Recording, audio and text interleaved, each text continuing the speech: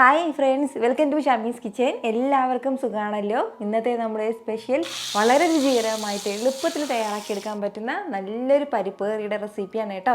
ചോറിൻ്റെയും ചപ്പാത്തിയുടെയും നമുക്ക് ഇഷ്ടമുള്ള എന്തിൻ്റെ കൂടെ വേണമെങ്കിലും നല്ല ബെസ്റ്റ് കോമ്പിനേഷനാണിത്.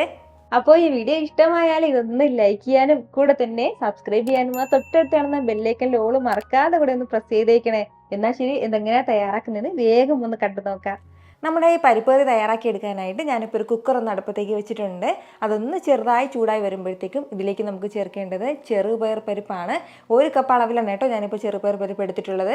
സാമ്പാർ പരിപ്പോ വടപ്പരിപ്പോ ഒന്നും എടുക്കരുത്. ചെറുപയർ പരിപ്പിൽ തന്നെ നമ്മൾ പരിപ്പ് കറി തയ്യാറാക്കുമ്പോഴാണ് ആ ഒരു കറക്റ്റ് ടേസ്റ്റ് കിട്ടുന്നത്. ഇത് കഴുകാത്ത പരിപ്പാണ്. ഈ പരിപ്പ് ചേർത്ത് നന്നായിട്ട് നമുക്കൊന്ന് വറുത്തെടുക്കേണ്ടതായിട്ടുണ്ട്. ഫ്ലെയിം ഒന്ന് മീഡിയത്തിൽ വെച്ചിട്ട് തന്നെ നമുക്കൊന്ന് വറുത്തെടുക്കാവുന്നതാണ്. വറുത്തും വറുക്കാതെയും നമുക്ക് പരിപ്പ് കറി തയ്യാറാക്കി എടുക്കാം. പക്ഷേ നമ്മൾ വറുത്തിട്ട് പരിപ്പ് കറി തയ്യാറാക്കുന്നതാണ് കൂടുതൽ രുചികരം. ആ പരിപ്പിൻ്റെ ആ ഒരു പച്ച ടേസ്റ്റ് ഒന്ന് മാറിക്കിട്ടും. ഇതിൻ്റെ കളർ മാറണം എന്നില്ല, നന്നായിട്ടൊന്ന് ചൂടായി കിട്ടിയാൽ മതിയാവും.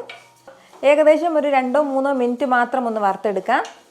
ഒരല്പസമയം ഒന്ന് വറുത്തെടുക്കുമ്പോൾ നമ്മുടെ ഈ പരിപ്പിൻ്റെ നല്ലൊരു മണം വന്ന് തുടങ്ങും. അപ്പോഴത്തേക്ക് നമുക്കിനി ഫ്ലെയിം ഓഫ് ചെയ്യാവുന്നതാണ്. നന്നായിട്ട് ഇതൊന്ന് വറുന്ന് കിട്ടിയിട്ടുണ്ട്. ഇനി വേണ്ടത് അത്യാവശ്യം നല്ല ചൂടാണ് ഇതിപ്പോൾ. ഈ ചൂട് ചെറുതായിട്ടൊന്ന് മാറിയിട്ട് നല്ലതുപോലെ ഒന്ന് കഴുകിയെടുക്കാം. 2-3 വെള്ളത്തിൽ തന്നെ നമുക്ക് നമ്മുടെ പരിപ്പൊന്ന് കഴുകിയെടുക്കാവുന്നതാണ്. പരിപ്പ് തണുത്ത് കഴിഞ്ഞപ്പോഴത്തേക്കും ഇതുപോലെ നന്നായിട്ട് ഞാനൊന്ന് കഴുകി എടുത്തിട്ടുണ്ട്. ഈ കഴുകിയെടുത്ത പരിപ്പ് നമുക്ക് കുക്കറിലേക്ക് ഒന്ന് ചേർക്കാവുന്നതാണ്. കൂടെ ഇനി നമുക്കിതിലേക്ക് വേണ്ടത് സവാളയാണ്. മീഡിയം സൈസ് സവാളയിൽ 1 സവാള എടുത്തിട്ടുണ്ട്. അത്യാവശ്യം വലിയ സവാളയാണെന്നുണ്ടെങ്കിൽ പകുതി മതിയാവും. കൂടെ തന്നെ ഒരു തക്കാളിയും കൂടി, മീഡിയം സൈസ് തക്കാളിയിൽ 1 തക്കാളി ചേർക്കാം. ഇനി വേണ്ടത് 2 പച്ചമുളകാണ്. നമ്മുടെ എരിവിനനുസരിച്ചിട്ട് നമ്മൾ ഇതിലേക്ക് പച്ചമുളക് മാത്രമേ ചേർക്കുന്നുള്ളൂ. ഒരു 1/4 ടീസ്പൂൺ മഞ്ഞൾപ്പൊടിയും കൂടി ചേർക്കാവുന്നതാണ്. ഇനി നമുക്ക് ഇതിലേക്കും ആവശ്യമായിട്ടുള്ള വെള്ളം കൂടി വയ്ക്കാവുന്നതാണ്. 1 കപ്പ് പരിപ്പിന് 2 കപ്പ് വെള്ളമാണ് കേട്ടോ വെക്കേണ്ടത്. വെള്ളം കൂടിപ്പോകുമ്പോഴാണ് നമ്മൾ കുക്കറിൽ നിന്നും ഈ പരിപ്പ് ഇങ്ങനെ വേകുന്ന സമയത്ത് വെള്ളം ഒരുപാട് കുക്കറിൻ്റെ അടപ്പിലൂടെ പുറത്തേക്ക് പോകുന്നത്. അപ്പോൾ കുറഞ്ഞ അളവിൽ വേണം എപ്പോഴും വെള്ളം വെക്കാനായിട്ട്. പരിപ്പ് വേകാൻ ആവശ്യമായിട്ടുള്ള വെള്ളം മതിയാവും. ഈ ഒരു സമയം തന്നെ ഇതിന് ഇത്രയും ആവശ്യമായിട്ടുള്ള ഉപ്പും കൂടി ചേർക്കാം. ഉപ്പും ചേർത്ത് നല്ല രീതിക്ക് എല്ലാം കൂടി ഒന്ന് യോജിപ്പിച്ചെടുക്കാവുന്നതാണ്. ഇനി നമുക്ക് കുക്കറൊന്ന് അടച്ച് വെച്ച് ഒരു 4 മുതൽ 5 വിസിൽ വരുന്നവരെ ഒന്ന് വേവിച്ചെടുക്കാവുന്നതാണ്. ആദ്യത്തെ 1 വിസിൽ ഹൈ ഫ്ലെയിമിലും ബാക്കിയുള്ള 4 വിസിൽ മീഡിയം ഫ്ലെയിമിൽ വെച്ചിട്ട് വേണം ഒന്ന് വേവിച്ചെടുക്കാനായിട്ട്.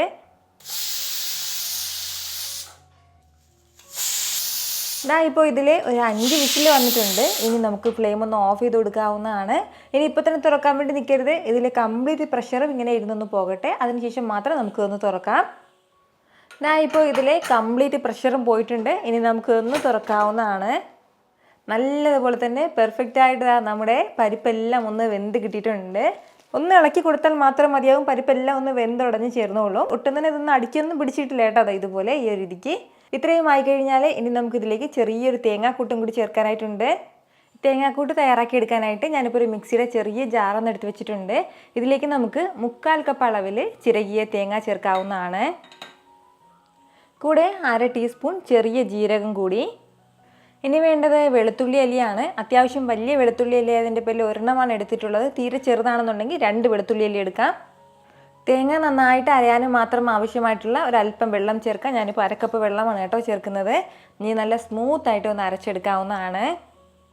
ഇതുപോലെ നല്ല സ്മൂത്തായിട്ട് ഞാനിതൊന്ന് അരച്ചെടുത്തിട്ടുണ്ട്. അരച്ചെടുത്ത തേങ്ങാക്കൂട്ട് നമുക്കിതിലേക്ക് ചേർക്കാം. ഇനി ഇത് നല്ല രീതിക്ക് തന്നെ ഒന്ന് യോജിപ്പിച്ചെടുക്കാവുന്നതാണ്.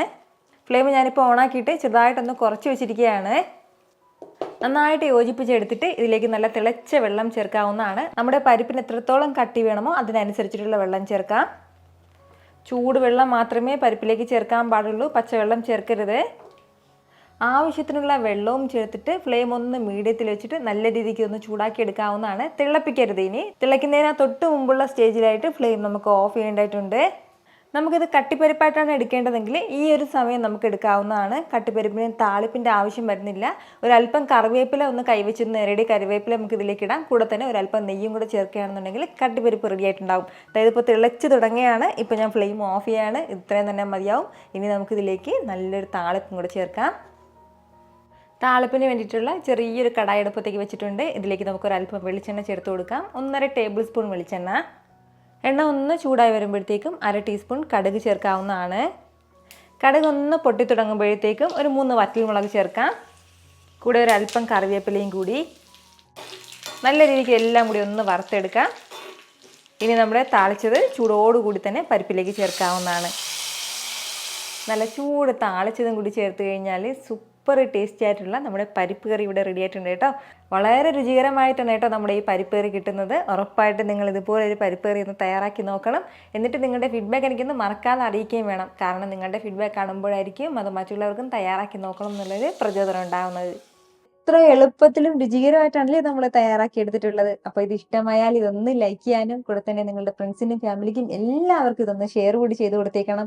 ഇതുപോലുള്ള റെസിപ്പിക്ക് വേണ്ടിയിട്ട് നമ്മുടെ ഷാമീസ് കിച്ചൻ ചാനൽ ഫോളോ ചെയ്യാനും സബ്സ്ക്രൈബ് ചെയ്യാനൊന്നും ആരും മറക്കരുത്. വീണ്ടും നല്ലൊരു ഷാർ വീഡിയോ ആയിട്ട് നാളെ കാണാം. അതുവരേക്കും എല്ലാവരും ഹാപ്പി ആയിട്ടിരിക്കുക, സന്തോഷമായിട്ടിരിക്കുക, എല്ലാവരും സേഫ് ആയിട്ടിരിക്കണം. Take care friends. ടാറ്റാ.